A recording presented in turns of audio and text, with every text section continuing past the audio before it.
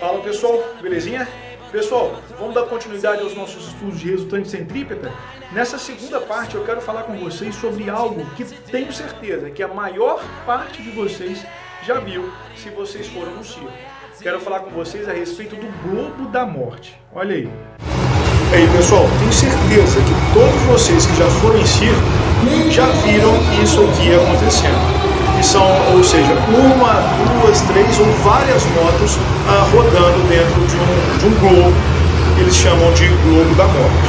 Tá? Nós vamos estudar justamente como que funciona o globo da morte, ou seja, nós vamos estudar a física presente dentro desse globo da morte.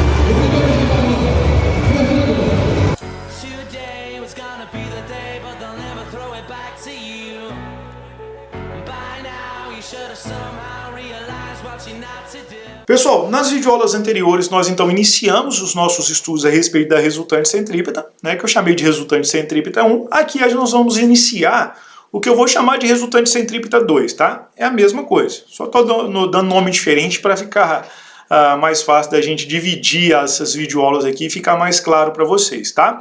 Então, anteriormente nós vimos, tá, alguns casos em que a força resultante centrípeta é diferente de zero.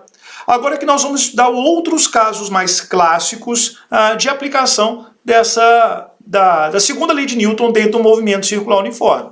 E essa primeira videoaula que nós vamos falar, eu quero falar com vocês justamente a respeito do globo da morte que eu mostrei para vocês no vídeo. Então, para a gente iniciar, pessoal, a gente precisa entender, então, o que é esse globo da morte? Tá? O globo da morte, ele nada mais é do que uma esfera oca, tá? Metálica, feita de tiras metálicas, né? Que é possível o espectador do lado de fora ver o que está acontecendo lá dentro, na qual um motociclista ou um ciclista realiza manobras ali. Tá? Então isso é o globo da morte. Mas antes da gente continuar, eu quero fazer uma pergunta para vocês.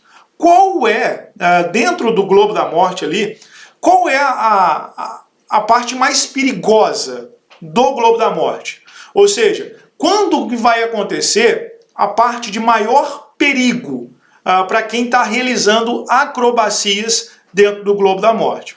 Quando a gente analisa o movimento desse motociclista dentro do globo da morte, a parte mais perigosa é quando ele passa pela parte mais alta do globo, tá? Ou seja, quando ele passa pelo ponto aqui, tá? Por esse ponto mais alto do globo, beleza? Que eu vou aqui representar através dessa figura aqui. Então nós vamos analisar o movimento de um motociclista dentro do globo da morte, levando em consideração 3 pontos. Primeiro ponto, quando ele passa pela parte mais baixa do globo. Segundo ponto, quando ele está na parte lateral do globo.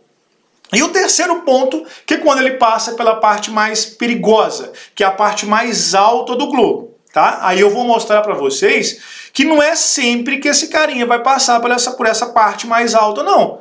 Para ele passar por essa parte mais alta do globo, para ele conseguir dar a volta no globo, ele tem que ter uma velocidade mínima. Qual deve ser essa velocidade mínima? É isso que eu vou mostrar para vocês aqui nessa nossa videoaula, beleza? Pessoal, então é o seguinte, nós vamos considerar então os 3 pontos que eu representei aqui para vocês. O ponto 1, parte mais baixa, ponto 2, lateral do globo, e o ponto 3, a parte mais alta, tá? Então, a respeito desse ponto 3, a princípio a gente vai considerar que ele vai passar tranquilamente por essa parte mais alta, ou seja, ele vai passar com uma alta velocidade. Analisando, então, o nosso primeiro ponto, o que a gente tem que levar em consideração? Que ele está passando por uma depressão, certo? Se ele está passando por uma depressão em trajetória circular, nós podemos dizer, então, que a normal, nesse primeiro ponto, é maior do que a força-peso. Então, nesse caso, a minha força resultante centrípeta, que atua sobre esse motociclista na parte mais baixa, vai ser a diferença entre a força normal e a força-peso. Extremamente simples, beleza? Então essa é a nossa primeira situação. Nossa segunda situação, eu vou considerar esse objeto como se ele estivesse passando aonde? Na lateral, beleza? Então se ele estiver passando na lateral do globo, tá? O que eu tenho? O que está fazendo com que ele descreva a trajetória circular é justamente a força normal que ele está exercendo sobre a lateral do globo. Beleza? Então, nesse caso aqui, eu posso dizer então que a minha normal é igual à minha força resultante centrípeta. Ou seja, a minha força resultante centrípeta, quando ele passa pela lateral do globo, é igual à força normal. Agora a gente vai para a nossa terceira situação, onde ele vai passar tranquilamente pela parte mais alta do globo. Então, pessoal, se ele está passando pela parte mais alta do globo, significa dizer que ele está comprimindo o globo, beleza? Para cima. Então, eu vou voltar a dizer o seguinte, que a minha normal é maior do que a minha força-peso. Então, nesse caso, a minha força resultante centrípeta vai ser dada pela soma da minha força normal mais a minha força-peso. Beleza? Então, eu vou ter aqui essa situação. Pessoal, presta atenção aqui. Mas por que você está colocando, na primeira situação, você colocou a normal como sendo a diferença? A resultante centrípeta como sendo a diferença entre a força normal e a força-peso.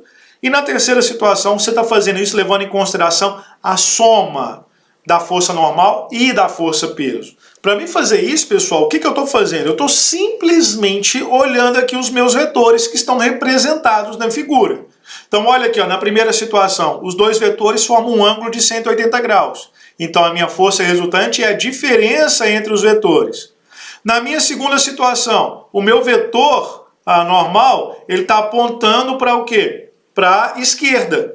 Então, ou seja, o que faz com que ele descreva a trajetória circular só pode ser a minha força normal. Então, a minha força resultante centrípeta é igual à minha normal.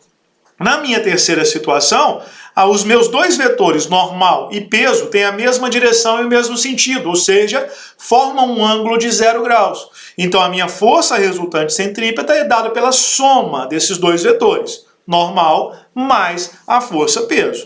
Beleza? Agora, pessoal, que vem a parte importante dos nossos estudos. Vai ter determinadas situações em que essa moto não vai conseguir passar pela parte mais alta. Ou seja, para essa moto conseguir passar pela parte mais alta, ele tem que ter uma velocidade mínima.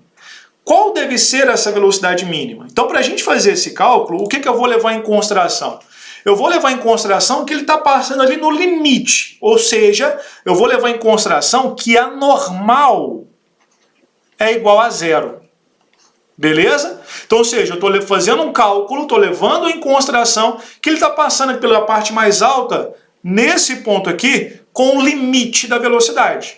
Beleza? Então, ou seja, com a velocidade mínima necessária. Então, se ele está passando ali nessa situação, a normal é igual a 0, ou seja, ele não está comprimindo o globo. Então, a única força que atua sobre ele é o quê? É a força-peso.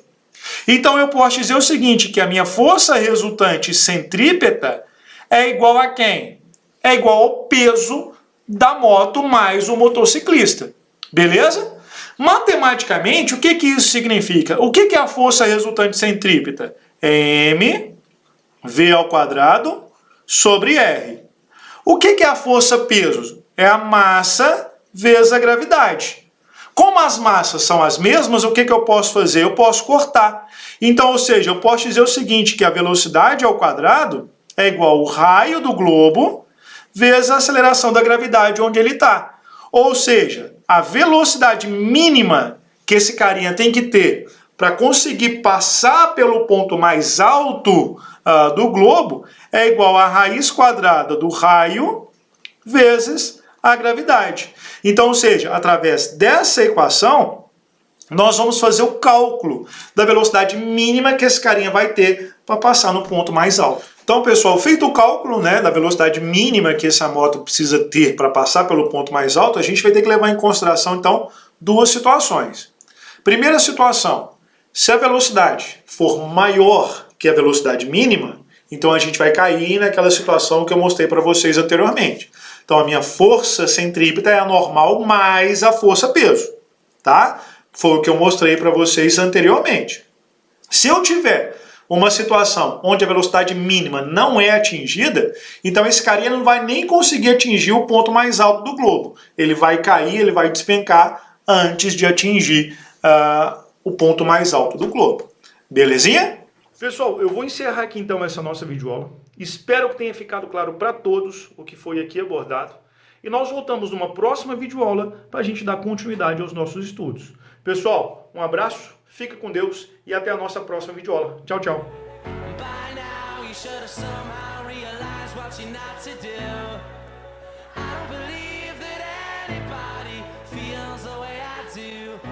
About you now.